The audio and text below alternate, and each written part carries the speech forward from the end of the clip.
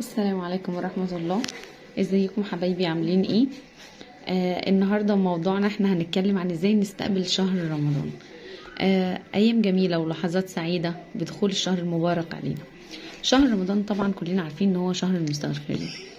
نسأل الله العظيم ان يرزقنا صالح الاعمال. طبعا كلنا عارفين ان رمضان اوله رحمة، اوسطه عفو وغفران، اخره عتق من النيران. عايزين نعمل خطوات بسيطة خالص وسهلة عشان نستقبل بيها شهر رمضان. حاجات بسيطة بذكر نفسي بيها وبذكركم معايا. أول حاجة التوبة. كلنا عايزين ننوي ان احنا تبنا يا رب، تبنا عن كل المعاصي، تبنا عن اي حاجة وحشة احنا عملناها، هنبدأ من جديد. نجدد النية، ونجدد النية بالذات في الصيام عشان ناخد الأجر والثواب العظيم. تاني حاجة قراءة القرآن.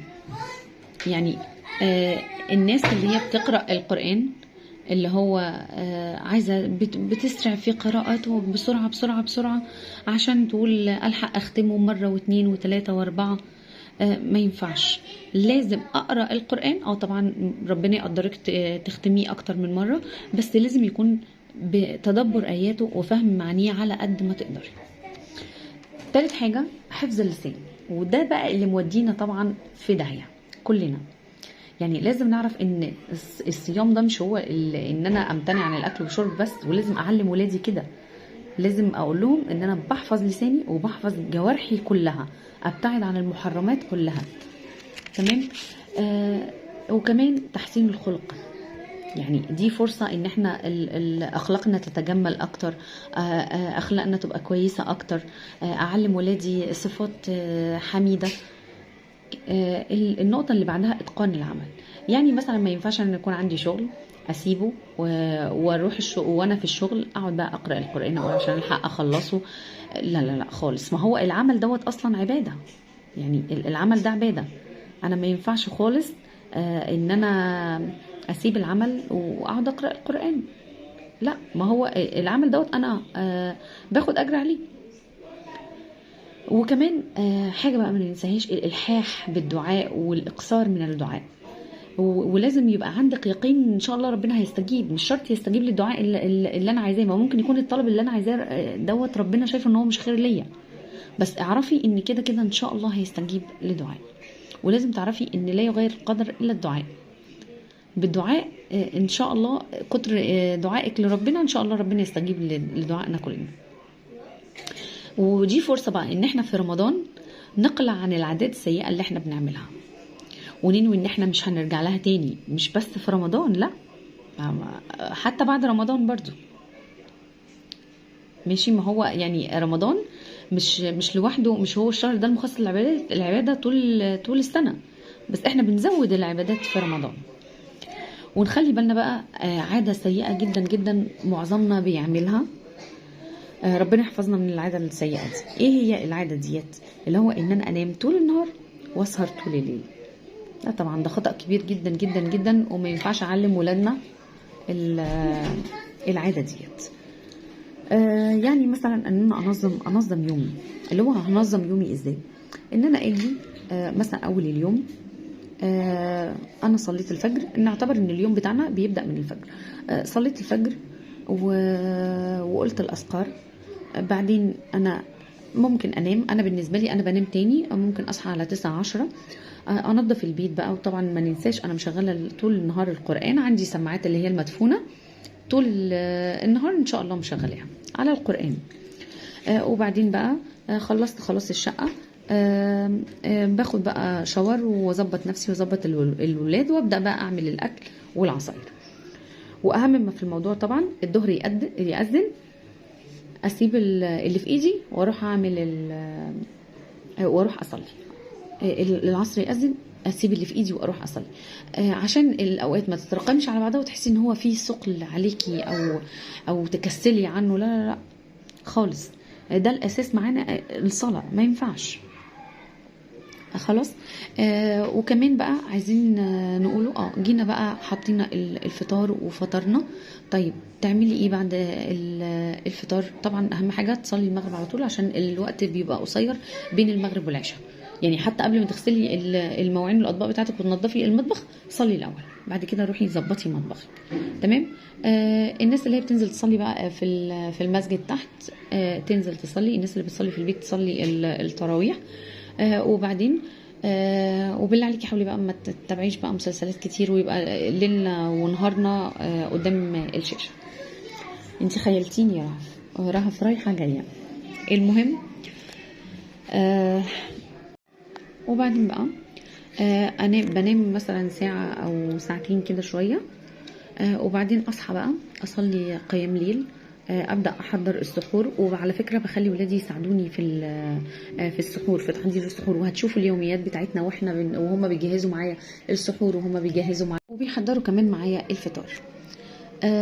المهم وكمان عايزين نبتعد بقى عن الغيبة والنميمة وقول الزور والحاجات دي كلها، طبعا الصفات السيئة دي كلها نبتعد عنها ونعلم ولادنا ان هم يبعدوا عنها. وطبعا ما ننساش الصدقات، ولازم نعرف ولادنا كمان ان الصيام دوت مش ان هو يمسك عن الطعام والشراب زي ما قلنا قبل كده، لا طبعا كل حاجة لا، لازم يعرف ان دي حرام، دي ما ينفعش خلاص. واهم حاجه بقى السماحه والعفو. الناس اللي احنا متخاصمين معاها او زعلانين منها، يعني حتى لو الناس دي بتضرك لما انت بتقربي منها، يعني مش هقول لك قربي قوي، بس اللي هو حتى نسلم عليها كل سنه وانت طيبه. خلاص. وصله الرحم بقى، عايزين نصل رحمنا. اي حد كده نشوفه ما كلمناهوش من زمان، اي حد كده هو ما سالش فينا من زمان، احنا نسال، احنا نبدا. وايه تاني؟ وكمان عايزين بصوا بقى، لو في مكان بقى عندك في شقه، انا بصراحه انا ما عنديش مكان فاضي ان انا اعمل اللي انا هقول لك عليه ده، بس انا كان نفسي بصراحه اعمل حاجه زي كده طول عمري. يعني حاولي تخلي ليكي مصلى في البيت، اي ركنه كده فاضيه ما فيهاش عفش مش مسحومه، حاولي تفرشي فيها السجاده تكون بتاعه الصلاه، وتحطي فيها اللي هو الساند بتاع المصحف، تحطي فيها الاسدال بتاعك، تحطي فيها خاتم التسبيح، تحطي فيها الكتيبات الصغيره اللي هي بتاعت الاذكار وبتاعت الادعيه. لان طبعا ما ننساش، يعني احنا طول اليوم، احنا لو بصينا ان طول من اول ما بتصحي لحد ما بتنامي اذكار اذكار اذكار. يعني عندك اول ما بتصحي من النوم عندك اذكار الاستيقاظ من النوم، قبل ما تدخلي الحمام اذكار دخول الحمام والخروج من الحمام، العمل بتاعك اللي انت بتعمليه، لو نزلتي من البيت، لو طلعتي، طول اليوم مليان بالاذكار. والدعاء طبعا وانت صايمه طول اليوم، خلي الدعاء في لسانك باللي انت تتمنيه من ربنا، والدعاء لاولادنا بالهدايه وان هو يجعلهم ذريه صالحه ان شاء الله. وما ننساش بقى الشهر بتاعنا دوت عايزين نستقبله بدعاء حلو قوي قوي قوي. انا من يوم ما قريت الدعاء دوت وعرفته انا ما بسيبهوش في رمضان. اللهم سلمني الى رمضان وسلم رمضان لي وتسلمه مني متقبلا. اللهم امين يا رب العالمين، اللهم تقبله منا. خلاص. وفي اخطاء بقى عايزين نتجنبها، اخطاء فظيعه فظيعه فظيعه. الاخطاء ديت بيقال انها سموم القلب. طب ايه سموم القلب دي؟ اول حاجه عندنا فضول، اللي هو فضول الطعام. احنا بلاش بقى ناكل كتير، يعني اول بقى الاكل ما يتحط هو العصير، يلا كوبايتين عصير نضربهم قبل ما نفطر. فطرنا كويس، رهف عماله تضحك. نفطر كويس جدا، ولازم كل الاكل بقى ادوقه، عمال اكل اكل اكل. طب طبيعي انت اصلا لو شربتي عصير كتير ولو اكلتي اكل كتير، بالله عليك انت هتقدري اصلا تقومي تكملي يومك؟ خلاص بتحسي ان اليوم خلاص انتهى، مش هتقدري تصلي التراويح وانت واقفه، هتلاقي نفسك بتصليها وانت قاعده، ده ان صليتيها اصلا هتلاقي نفسك مش قادره تقومي تشطبي مطبخك. يبقى احنا نفطر بالمعقول، وفي نفس الوقت يعني خلي بالك علشان ما تتخنيش وتلاقي وزنك زاد كتير جدا جدا جدا.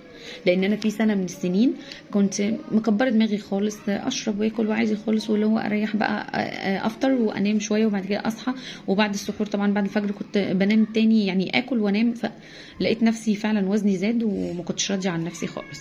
فنخلي بالنا برضو في الموضوع ده. طيب تاني حاجه بقى فضول الاختلاط. احنا لما نختلط بقى بجارتي ديت وبقريبتي ديت هنلاقي نفسنا غصب عننا عمالين نتكلم على حد ونجيب سيره حد، فناخده سيئات قد كده، فاحنا نبعد على قد ما نقدر عن موضوع الاختلاط دوت بالذات في شهر رمضان. تمام. بس طبعا مش ان احنا نبعد عن قرايبنا، او ان انا ما اكلمش امي اطمن عليها، او انا ما اكلمش اخواتي، او ما اسالش عن صاحبتي، لا، في الحدود اللي هو ما اديش لنفسي مساحه ان انا اتكلم او اغلط او ارتكب ذنوب من غير ما اخد بالي. خلاص. بعد كده بقى فضول النظر. ايه فضول النظر دوت؟ ان انا اغض بصري، يعني مش عايزه ابص على حاجه. حتى مثلا يعني ممكن مش المقصود بيها ان انا ابص لواحده لابسه لبس مش محتشم، او ان انا ابص على حاجه اخد عليها سيئات، لا. طب ما انا عينيا تبقى في الارض، اللي هو حتى مثلا لو انا جارتي قابلتها وجايبه اكياس، وما ينفعش ان انا ابص كده واحاول ان انا اشوف هي جايبه ايه، او لا لا لا. حاولي دايما يعني نظرك كده يبقى ما ينفعش تبصي على اي حاجه مش بتاعتك، ما تشغليش نفسك بيها عشان ربنا ان شاء الله يطلق بصيرتنا. معانا كمان فضول النوم، اللي هو النوم الكتير. هتبص تلاقي نفسك اكلتي طبعا كتير، فنمت كتير، جيتي بعد الفجر طبعا سهرانه طول الليل، نمتي طول النهار، فهتبصوا يلا اليوم فات مننا يوم ورا يوم، هنبصوا نلاقوا الشهر فات وندمنا ان احنا ضيعناه وما عملناش فيه حاجه وما اغتنمناهوش. اخر فضول معانا اللي هو فضول الكلام، يعني بلاش تتكلمي كتير عشان ما تغلطيش كتير فتاخدي سيئات كتير، اسكتي احسن. اللهم اني صائم، خلي دايما كل ما تيجي تتكلمي تحسي نفسك اللهم اني صائم، الحقي نفسك بقى اللهم اني صائم. خلاص. وندعي ربنا دايما بقى زي ما قلنا الدعاء دوت مهم جدا، ندعي ربنا بقى ان هو يعافينا من امراض القلب، امراض القلوب دي اللي هي النميمه، الحقد، الغيبه، الحسد، الكراهيه، ربنا يخرجها من قلوبنا جميعا. اتمنى ان انا اكون فدتكم بفيديو بسيط وحاجه مفيده ليا وليكم، حبيت ان انا اذكر نفسي بيها واذكركم معايا. واتمنى الفيديو لو عجبكم ما تنسوش اللايك والاشتراك في القناه، ورهف بتقول لكم توصلونا ل 1000 مشترك عشان نفعل القناه.